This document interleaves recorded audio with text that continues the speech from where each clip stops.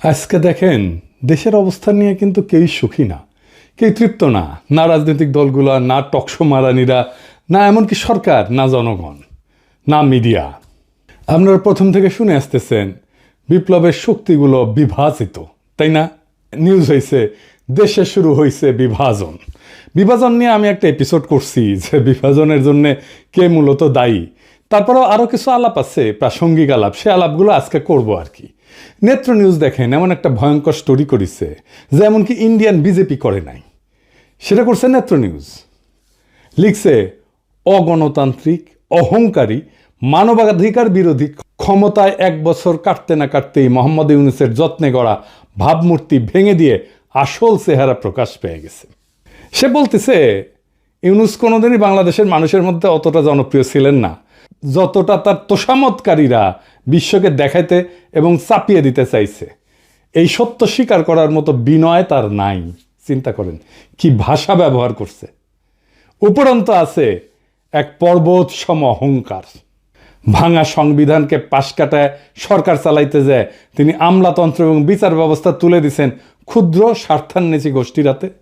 আইন শৃঙ্খলা বাহিনীকে দিছেন সেনাবাহিনীর নিয়ন্ত্রণে, আর রাজনৈতিক আদর্শ তুলে দিছেন ধর্মীয় কট্টর ডানপন্থীদের হাতে। এইবার বুঝে দেখেন নেত্র নিউজ কোনটি থেকে টাকা পায়, বুঝছেন? এটাও খুঁজে বের করবো। হুই এখন ইন্ডিয়া থেকে টাকা পাচ্ছে। যাই হোক, আর বেশি আগাই না, কারণ ওক নিয়ে তো আর একটা এপিসোড করিচ্ছি, তাই না? হ্যাঁ, কিন্তু এটা গুরুত্বপূর্ণ যে নেত্র নিউজ এইরকম একটা নিউজ করেছে। প্রফেসর ইউনূসের মতো পর্বত সম জনপ্রিয়তা নিয়ে ক্ষমতা নেওয়ার ঘটনা বিরল, কিন্তু কেন এই ঘটনাটা ঘটলো এটা আজকে প্রফেসর ইউনূসের নিজেরও জানা দরকার। কারণ উনি যেহেতু দেখেন আমার ভিডিও, উনি বুঝবেন আমি প্রথম থেকে ওনাকে সতর্ক করে দিয়ে গেছি, ওনাকে সাজেস্ট করছি কি করতে হবে। আমি নিজের টাইম দিয়ে ঘরের খেয়ে বনের মোস্তারায় দিতে চাইছি, ওনাদের দরকার পড়েনি। ওনারা বাংলাদেশের সেরা মেধা মাথাগুলোকে, মালগুলোকে এক জায়গায় করেছেন, আর আমরা তো আমাদের দরকার পড়বে কেন? তাই আমাদের কথা শোনার দরকার নাই ওনার। তবে এটা আজকে আমাকে পরিষ্কারভাবে বুঝাই দিতে হবে যে এই স্বপ্নভঙ্গ কেন হইল, প্রফেসর ইউনূসের ভুলগুলোর মধ্যে একটা প্রধানতম ভুল কি ছিল।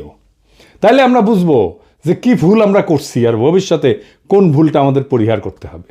প্রথম ভুল কি? প্রথম ভুল বিপ্লবকে বিপ্লব বলে স্বীকার না করা। ডাক্তার জাহেদ তো ভিডিও বানায় বলছে ঘাড়ে ধরে অভ্যুত্থানকে বিপ্লব বলতে হবে। না, এগুলো আসলে কোনোটাই বিপ্লব না, কোনোটাই বিপ্লব না। আমাদের এটাও অনেক অনেক দূরে বিপ্লব থেকে ছিল, কিন্তু এই গণঅভ্যুত্থানকে ঘাট ধরে এটা করানো হচ্ছে কারণ কারো পরিকল্পনা আছে এটাকে বিপ্লব হিসাবে প্রতিষ্ঠিত করে বিপ্লবী সরকার বানিয়ে সবকিছু বাতিল করে তাদের মতো করে দেশ চালাবেন। মির্জা ফখরুল বলছে যেসব দেশে বিপ্লব সফল হয়েছে সেখানে বিপ্লবী সরকার গঠন হয়েছে, কারণ তাদের একটা বিপ্লবী দল ছিল।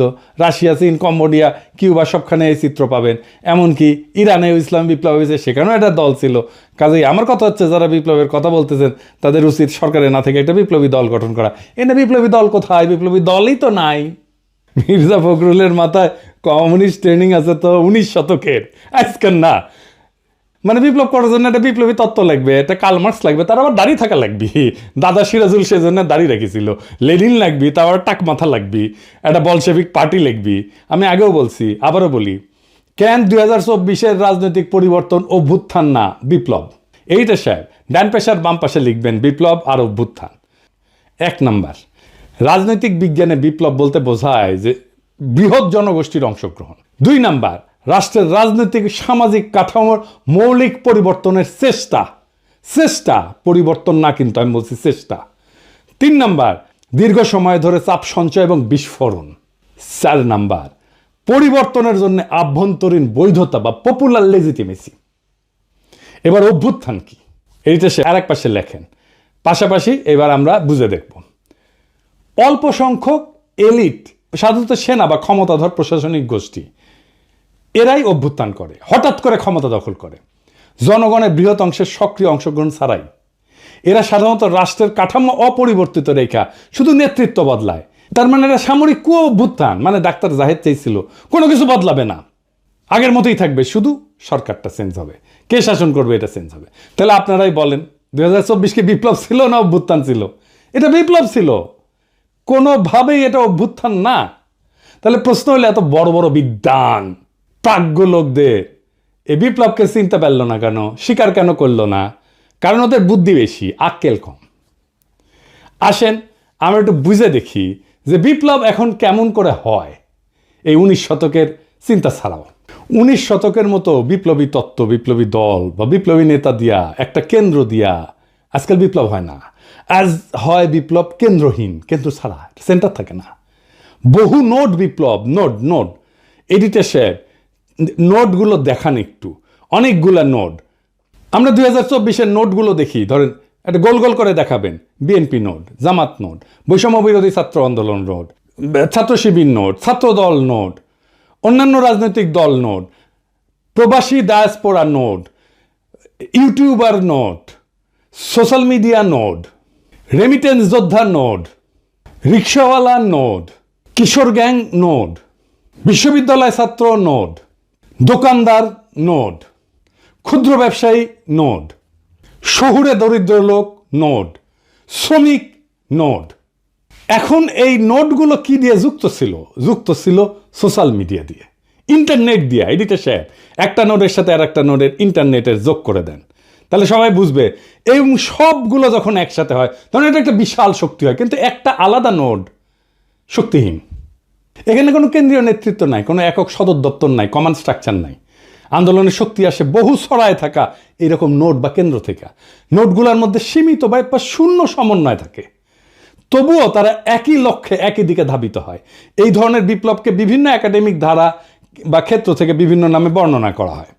কি আসেন আমরা সেটা বুঝে দেখি। এটাকে যেমন বলা হয় ডিসেন্ট্রালাইজ রেভলিউশন বা লিডারলেস রেভলিউশন, মানে কোনো কেন্দ্রীয় কমান্ড বা স্ট্রাকচার নাই, প্রত্যেকটা গ্রুপ বা নোড নিজের মতো করে কাজ করে।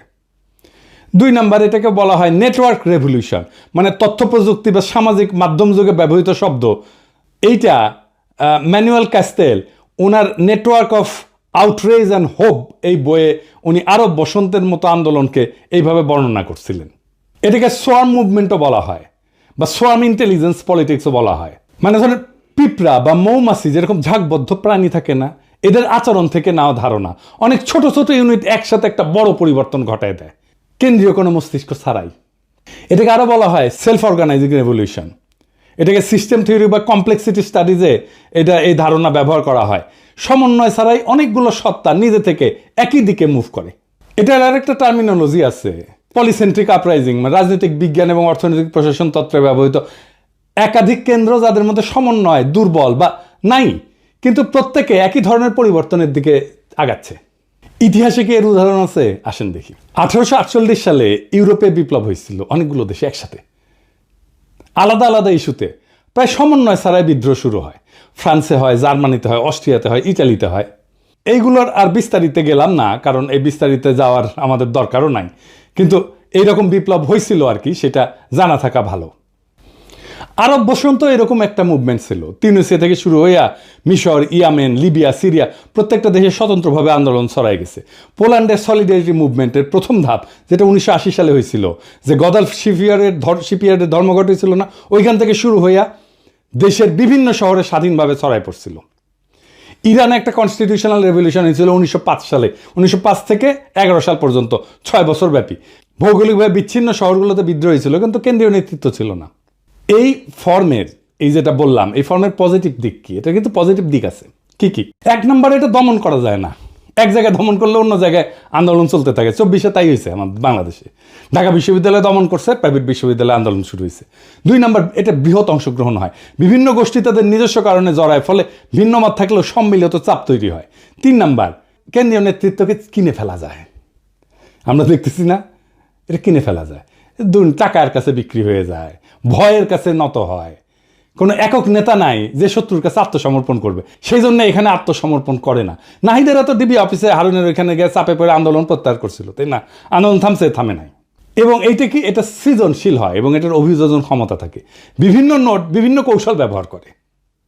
মানে আমরা অনলাইনে ইউটিউবে একরকম কৌশল ব্যবহার করছি, বিদেশে একরকম কৌশল ব্যবহার করছি। আমরা রেমিটেন্স যোদ্ধারা, তারা রেমিটেন্স শাটডাউন করে দিছে। দেশে যারা কাজ করছে তারা আর একরকমভাবে কাজ করছে। এটার কিছু নেগেটিভ দিক আছে আবার। কি? দীর্ঘমেয়াদে ক্ষমতা দখল এবং রূপান্তরের সমস্যা। বিপ্লবের পরে কে নেতৃত্ব দেবে, কিভাবে রাষ্ট্র পরিচালিত হবে, এতে বিভ্রান্তি এবং ক্ষমতার লড়াই শুরু হয়। তাই হয়েছে না? হ্যাঁ, মানে এটা নিয়ে ধরেন এই সরকার কেন ভুল করতেছে এটা বলতে নিয়ে প্রথম দিকে বলতাম, হ্যাঁ, তো তখন আইসা বলতো যে আপনি উপদেষ্টা হইতে পারেন নাই, সেই জন্য এটা বলতেছেন, বলাই বন্ধ করে দিছিলাম সেই জন্যে। তো যাই হোক, এখন তো আর ওই চান্স নাই, এখন আর বলা শুরু করি আবার যে ভুলগুলো কি কি ছিল। এখন বলতে পারেন যে এখন বলতেছেন, তখন বলেন না কেন, এখন বলতেছেন, এখন বলে লাভ কি, তখন বললে তো কিছু উপকার করাতে। শোনেন ভাই, কিছু লোক আছে যারা এসে বারবার করে এই কথাটা বলতো যে আপনি উপদেষ্টা হইতে পারেন নাই, সেজন্য এটা বলিচ্ছেন, বলতো না? আপনারা নিজেরাই বলেন। তো তার সে কি দরকার, এই গ্যাঞ্জামের মধ্যে ঢুকে লাভ আছে? আচ্ছা, আর কি, সহজে এটা বিভক্ত হয়ে যায়, সমন্বয় না থাকলে আদর্শিক সংঘাত হয় এবং প্রতিযোগিতা বাড়ে। দেখতেছেন না, বিএনপি শিবির, ছাত্রদল ছাত্র শিবিরের আদর্শিক সংঘাত হচ্ছে না? 3 নাম্বার, বাইরের শক্তির ম্যানিপুলেশন সহজে, তারা খুব সহজেই এটাকে ম্যানিপুলেট করতে পারে। সমন্বয়হীন গ্রুপগুলো আলাদা আলাদা চুক্তিতে বিক্রি হয়ে যাইতে পারে বিদেশি শক্তির কাছে। ইন্ডিয়া নানা অ্যাঙ্গেল থেকে আমাদের মধ্যে ঢুকে যাচ্ছে না, একবার ওয়াকার, একবার বিএনপি, একবার বাম, একবার পন্দের আলো, একবার দিল্লি স্টার, একবার দেবপ্রিয়, একবার ইসকন মিলে এবার, হ্যাঁ। 4 নাম্বার, ন্যারেটিভ গঠনের দুর্বলতা, কেন্দ্রীয় বয়ান বা একক বার্তা না থাকায় আন্তর্জাতিক এবং আভ্যন্তরীণ সমর্থন এটা অগোছালো হয়ে যায়। তাই হয়েছে, আমরা চেষ্টা করছি ন্যারেটিভ তৈরিতে, কিন্তু আমরা তো সরকার না, আমরা তো সরকারের বাইরের শক্তি। এই 2024-এর বাংলাদেশের বর্ষা বিপ্লব এই আন্দোলনের প্রক্রিয়া, বৈশিষ্ট্য এবং মডেলের সাথে একেবারে খাপে খাপ মমতাজের বাপের মতো মিলে যায়, তাই না? কেন্দ্রীয় নেতৃত্বের অনুপস্থিতি, এই আন্দোলন কোনো এক নেতা বা কোনো দলের হাতে ছিল না, সবাই নিজের মতো করে যাচ্ছে। বহু নোটের সক্রিয়তায় আন্দোলনের শক্তি আসছে শহর, গ্রাম, শ্রমিক, ছাত্র, প্রবাসী সমর্থন, সোশ্যাল মিডিয়া, সব জায়গা থেকে। কিছু যোগাযোগ কারো কারোর মধ্যে ছিল, কিন্তু পুরোপুরি কমান্ড সেন্স ছিল না। আমাদের একমাত্র যোগাযোগ ছিল সোশ্যাল মিডিয়া। এই জন্যই পলক ইন্টারনেট বন্ধ করে দেয়, আমাদের নোটগুলার ইন্টার কানেকশন বন্ধ হয়ে যায় এবং আন্দোলনও কিন্তু বন্ধ হয়ে গেছিল। এই বিপ্লবের প্রতিরোধ ক্ষমতা ছিল অসাধারণ। সরকার এক জায়গায় দমন করলে অন্য জায়গায় আন্দোলন জ্বলে উঠছে। ঢাকা বিশ্ববিদ্যালয়কে দমন করছে, প্রাইভেট বিশ্ববিদ্যালয়ে ফুসে উঠেছে। নোডাল আন্দোলনের এটাই চরিত্র, কেন্দ্র ছাড়া আন্দোলনের এটাই চরিত্র। তবে ফলাফলের সীমাবদ্ধতা স্পষ্ট আমাদের, তাই না? ক্ষমতা দখলের পরে পরবর্তী রূপকল্প নির্ধারণে অস্পষ্টতা ছিল, ফলে পুরানো রাজনৈতিক শক্তি এবং বাইরের কূটনৈতিক প্রভাব দ্রুত জায়গা দখল করে ফেলছে। ঐক্যবদ্ধ বয়ান তৈরি না হয়, আন্তর্জাতিক সমর্থন এটা কমে গেছে। একাডেমিকভাবে 2024 সালের বাংলাদেশের বিপ্লবকে যদি বলতে হয়, এটা পলিসেন্ট্রিক, লিডারলেস, নেটওয়ার্ক আপরাইজিং বলা যায়। মানে বহুকেন্দ্রিক, নেতাবিহীন, সংযুক্ত একটা বিপ্লব বলা যায়, যেখানে বহু নোট সমন্বয়হীনভাবে একই লক্ষ্য অর্জনে কাজ করছে। তো এখন এই শফিকের মনে হয়েছে এই লড়াইয়ের একজন মাস্টার মাইন্ড তো লাগবেই, কারণ বিপ্লবের তো একটা নেতা লাগে, একজন কার্ল মার্কস লাগে যার দাড়ি থাকে। হ্যাঁ, মাহফুজেরও দাড়ি আছে একটু, তখন ছিল, তো বানিয়ে দিছে মাস্টার মাইন্ড। প্রফেসর ইউনূস মনে করেছেন এটা ছাত্ররা করেছে, সবাই অন্ধের হাতি দেখছে, সমস্ত নোট কেউ দেখে নাই। সেই কারণেই এইটা হাসিনার দমন প্রতিরোধে অসাধারণ সাফল্য দেখালো, বিপ্লবের পরে রাজনৈতিক ক্রিস্টালাইজেশন এইটা গঠন আর করতে পারে নাই, অসম্ভব দুর্বল হয়ে পড়ছে। এখন প্রশ্ন হচ্ছে এই দুর্বলতা কিভাবে কাটানো যেত? জি না, আমি বিপ্লবী সরকারের কথা বলবো না, এটা বলাটা এখন টাইম নষ্ট। এই লড়াইয়ের যে নোটগুলো ছিল, সেই নোটগুলোর মধ্যে আবার সংযোগ তৈরি করতে হতো, তাহলেই এটা একটা নিউরাল নেটওয়ার্কের মতো কাজ করতো। আপনারা জানেন তো যে আমাদের মাথার মধ্যে বিভিন্ন ব্রেনের সেল আছে এবং এই সেলগুলো একটার সাথে একটা কানেক্ট করতে পারে, এবং সেই কারণে আমার মস্তিষ্কে প্রত্যেকটা সেল স্বয়ংসম্পূর্ণ, কিন্তু একজন আরেকজনের সাথে কানেক্ট করে, কথা বলে। সেজন্যই আমরা আমাদের এই বুদ্ধিমত্তা দাঁড়ায়। সো ওই যে নোটগুলো, এইগুলোর কানেকশনগুলো যদি আমরা স্ট্যাবলিশ করে ফেলতে পারতাম, তাহলে এটা আবার নিউরাল নেটওয়ার্কের মতো কাজ করতো। তাহলে বুঝছেন তো, এই নোটগুলো আইডেন্টিফাই করছে প্রফেসর ইউনূস, করেন নাই। উনি জানেনই না কতগুলো নোট কাজ করছিল, কিভাবে করছিল। এই নোটগুলোকে নিয়ে একটা কনফারেন্স করা যেত না? ইন্টারন্যাশনাল কনফারেন্স করা যেত না? ভার্চুয়ালি সবাই যুক্ত হইতো, এমন না সবাইকে ডেকে নিয়ে যেতে হবে, তাই না? ভার্চুয়ালি সবাই যুক্ত হইতো। বিপ্লব বিজয়ের পরে অন্তর্বর্তীকালীন সরকারের কাঠামোর রূপরেখা তৈরি করতে মন্ত্রিসভা, আইন প্রণয়ন, বিচার, নিরাপত্তা, সব সেক্টরের দায়িত্ব কার কাছে যাবে, এটা করার জন্য আমরা 3 দিন তো টাইম পেয়েছি, করতে পারছি ঠিক মতো? পারি নাই। কেন পারি নাই, কার জন্য পারি নাই, সেটা আর কইলাম না, সবাই উপদেষ্টা হইতে গেছে। এবং আমাদের একটা ট্রানজিশনাল চার্টার করতে হইতো।